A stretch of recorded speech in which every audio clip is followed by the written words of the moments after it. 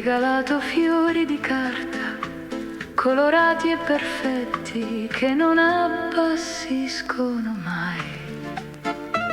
Li ho messi in un vaso sul tavolo e ho capito quanto erano falsi.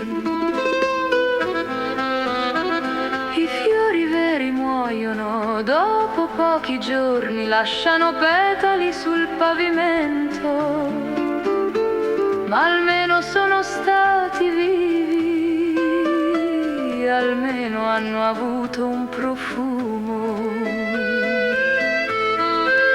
Fiori di carta, promesse di carta, belle da vedere ma senza anima. Preferisco spine vere che rose finte che non profumano di niente.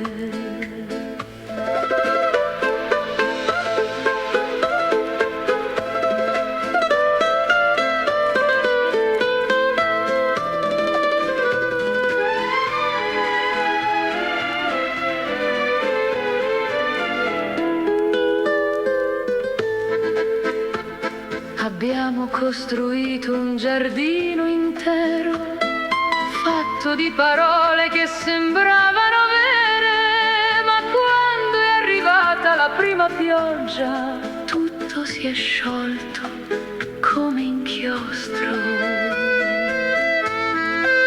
Fiori di carta, promesse di carta, belle da vedere, ma senza anima. Preferisco spine vere che rose finte